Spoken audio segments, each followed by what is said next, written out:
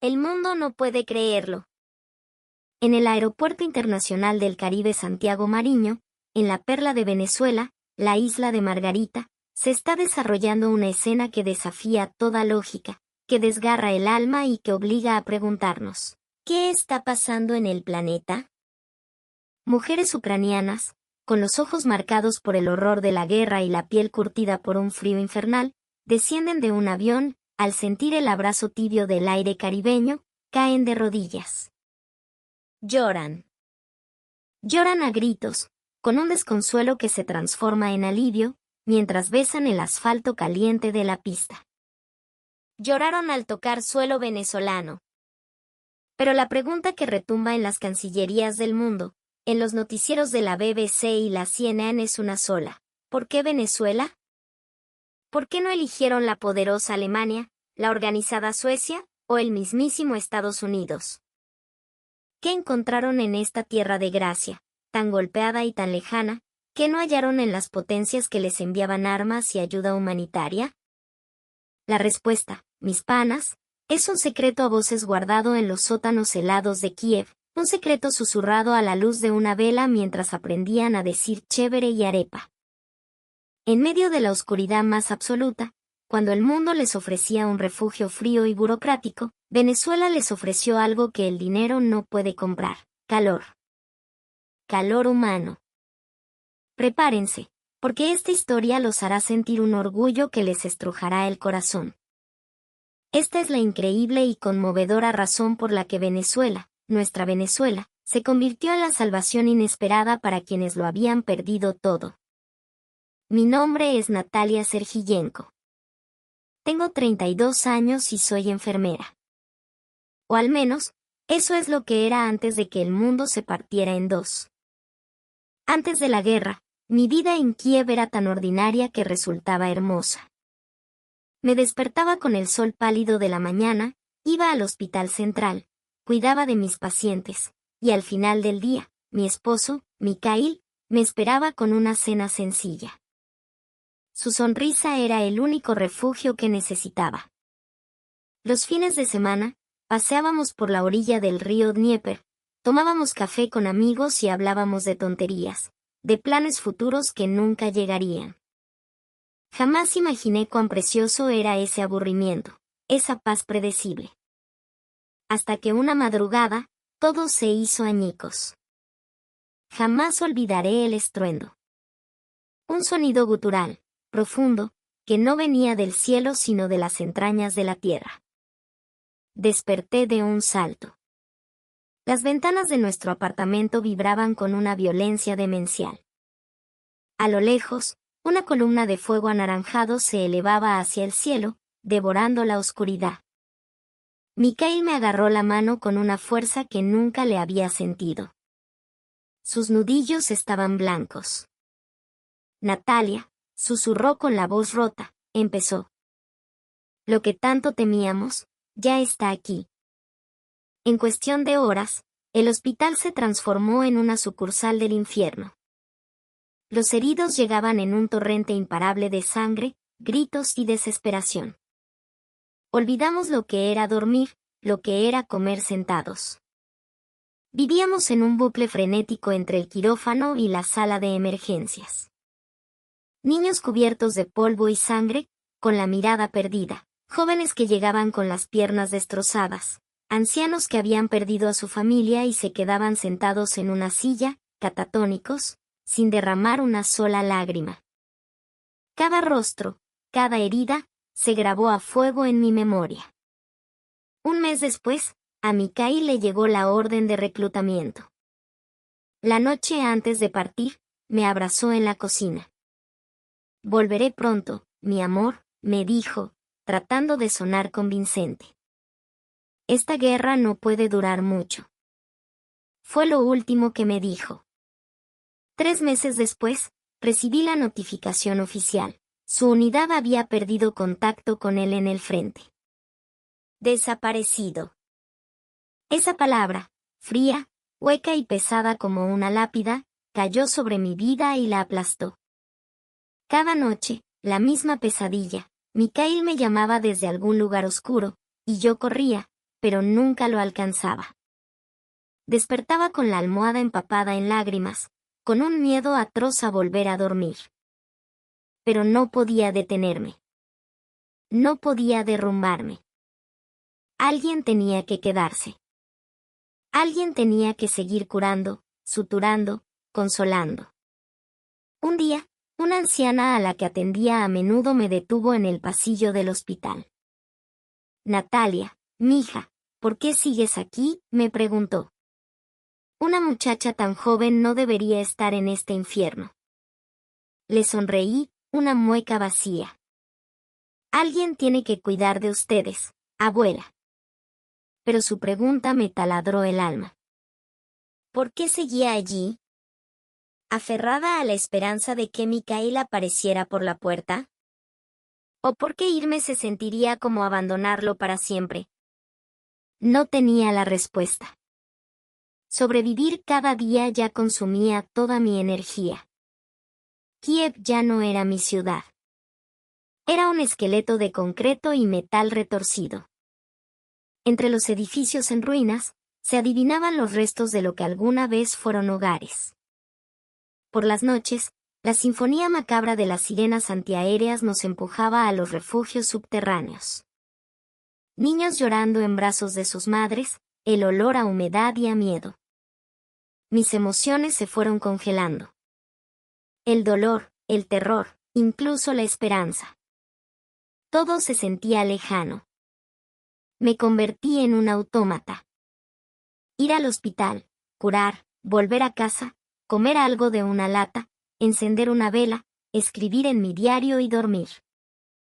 Así pasaron los meses. Las estaciones cambiaron, pero la guerra no. Se volvió más cruel, más sangrienta. Mi cuerpo y mi alma estaban al límite del colapso. Una noche, en un refugio improvisado en el sótano de una escuela, el frío era tan intenso que se metía en los huesos. La electricidad llevaba semanas siendo un lujo intermitente. Estábamos apiñados, tiritando bajo mantas raídas. Una mujer, Olena, cuyo sobrino había logrado llegar a Alemania, contaba su experiencia. Lo recibieron, sí, decía con amargura. Le dieron un cuarto en un centro de refugiados. Le dan comida, papeles. Pero lo miran con lástima. Lo tratan como un número, un expediente más. Todo es frío, todo es una fila, un formulario. Lo llaman, el refugiado ucraniano. Perdió su nombre. Su relato cayó como un balde de agua helada en la oscuridad. Europa, Estados Unidos. Nos ofrecían seguridad, un techo, pero a cambio de nuestra dignidad, de nuestra identidad. Nos daban ayuda, pero con una distancia que congelaba más que el propio invierno. Estábamos hartos de la piedad. Estábamos hartos del frío burocrático. Y entonces, en medio de esa desolación, ocurrió algo mágico. Un joven, utilizando la batería de un coche y un viejo proyector, apuntó una imagen temblorosa contra la pared de concreto. De repente, el sótano gris se llenó de colores vibrantes. Sol. Palmeras. Una mujer de cabello largo y rizado corría por una playa de arena blanquísima, perseguida por un hombre apuesto a caballo. La música era apasionada, dramática. Era una telenovela.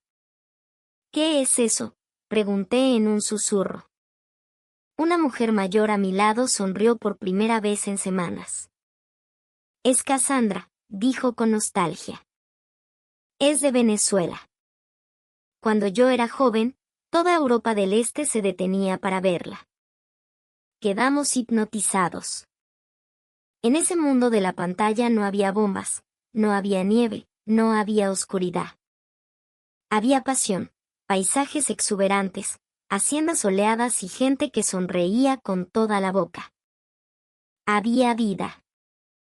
Para nosotros, ese pequeño haz de luz proyectado en una pared húmeda no era solo una telenovela, era una ventana a un universo perdido, Un recordatorio de que en algún lugar del mundo, el sol seguía saliendo y la gente seguía amando con locura.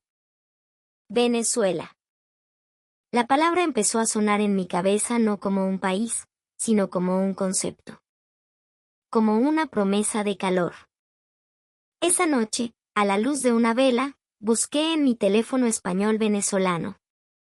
Encontré foros, grupos. Copié mis primeras palabras en mi cuaderno. No eran hello ni guten Tag. Fueron chévere y pana. Palabras que sonaban a sol, a cercanía, a una calidez que anhelábamos con desesperación. La situación en el hospital empeoraba. Los medicamentos escaseaban y los apagones eran constantes. Operar a la luz de las linternas de los teléfonos se había vuelto una rutina macabra. Yo estaba a punto de romperme. Fue entonces cuando el director del hospital me llamó. Natalia, necesitamos apoyo médico en un campo de refugiados en las afueras. ¿Puedes ir una semana? Asentí. Un cambio de aires, por terrible que fuera, quizás me ayudaría. Al llegar al campamento, el panorama era desolador. Un mar de carpas grises sobre un suelo fangoso. Rostros agotados, miradas vacías. Pero fue allí, en medio de la miseria, donde mi vida daría un giro que ni la mejor telenovela podría haber escrito. Había un pequeño grupo de médicos voluntarios internacionales. Y entre ellos, había un hombre que parecía de otro planeta. Era moreno, de sonrisa fácil y ojos que brillaban con una picardía inagotable. Hablaba un español rápido y cantado, y no paraba de hacer chistes, incluso mientras suturaba una herida. Se llamaba Leonardo. Y era venezolano. Leonardo no solo curaba cuerpos, curaba almas. Rompía el silencio opresivo con una carcajada, le ponía apodos a todo el mundo, y tenía una energía que parecía alimentarse del sol, un sol que allí no existía. Un día, al vernos a todos comiendo la misma sopa enlatada de siempre, desapareció por unas horas. Volvió con un saco de harina de maíz que había conseguido Dios sabe dónde, y en una plancha de metal improvisada sobre el fuego, empezó a cocinar. Náguara, chamos. Hoy se come como reyes, gritó. Estaba haciendo unas tortas redondas y aplastadas. Arepas, las llamó. Nos las ofreció con un trozo de queso que también había materializado de la nada. Prueba esto, mi pana, me dijo, extendiéndome una. Esto es pura sabrosura. Levanta a un muerto. Tomé la arepa caliente. El primer mordisco fue una revelación. Era simple, pero era cálido, reconfortante. Era el sabor del hogar, aunque no fuera el mío. Era un gesto de humanidad pura. Mientras comíamos, Leonardo nos hablaba de su tierra. No nos hablaba de política ni de problemas. Nos hablaba de las playas de Margarita, donde el agua era de 7 colores. Ya un sonido del 4 en una fiesta familiar. De cómo la gente, aunque tuviera poco, siempre compartía el plato de comida. En Venezuela, chamo, no tenemos mucho, pero lo que tenemos es un corazón que no nos cabe en el pecho. Allá el calor no está solo en el clima, está en la gente. Es el calor humano. Calor humano. Esa era la pieza que faltaba. No queríamos la caridad distante de Europa. Queríamos la cercanía de un pana que te ofrece una arepa. En ese instante, todas las piezas encajaron. Las telenovelas, las palabras que aprendía a escondidas, la sonrisa de Leonardo. Venezuela dejó de ser un sueño y se convirtió en un plan. En la única salida posible. Durante esa semana con Leonardo, confirmé todo lo que intuía. No éramos pobres refugiados para él. Éramos sus panas, sus chamas. Nos trataba de igual a igual, con un respeto y una alegría que nos devolvían la humanidad que la guerra nos había robado. Él era la encarnación de todo lo que habíamos visto en Cassandra. De vuelta en Kiev, la decisión estaba tomada. Me uní a los grupos de Telegram y Facebook que ya existían. Eran comunidades vibrantes. Decenas de miles de ucranianos compartían información sobre vuelos charter que, aprovechando las rutas turísticas desde Rusia, llegaban directamente a la isla de Margarita. Era real. Era posible. Mi colega y amiga, Irina, se unió a mi locura. Juntas, empezamos a echarle pichón al español. Noches enteras, después de turnos de 18 horas en el hospital, nos sentábamos a la luz de una vela, repitiendo, «Buenos días, ¿cómo estás? ¡Qué chévere!». Nuestras amigas nos decían que estábamos locas. ¿Venezuela? ¿Con todos los problemas que tienen? ¿Por qué no aceptan la oferta de reubicación en Alemania? Es seguro, es organizado. Pero ellas no entendían. No se trataba de lógica, se trataba de instinto. Huíamos del frío en todas sus formas. Preferíamos el caos cálido a un orden gélido. Preferíamos ser recibidas con un «Gepa, mi gente», que con un formulario sellado. El viaje fue una odisea de más de 20 horas. Dejamos atrás el cielo gris y plomizo de Europa, cruzamos el vasto azul del Atlántico. Con cada hora de vuelo, sentíamos que nos acercábamos no solo a un nuevo continente, sino a una nueva forma de vida. El avión iba lleno de mujeres como nosotras, con la misma mirada de miedo y esperanza. No hablábamos mucho. El silencio estaba cargado de todo lo que dejábamos atrás y de la incertidumbre de lo que nos esperaba. Y entonces, el piloto anunció, tripulación, prepararse para el aterrizaje en el Aeropuerto Internacional Santiago Mariño, por la mar. Miré por la ventanilla. Lo primero que vi fue un verde tan intenso que dolía a los ojos, y luego, el mar. Un mar de un azul turquesa que parecía irreal, de postal. Un azul que no había visto en mi vida. El avión aterrizó. El corazón me latía en la garganta. Cuando las puertas se abrieron, una ola de aire caliente y húmedo nos golpeó.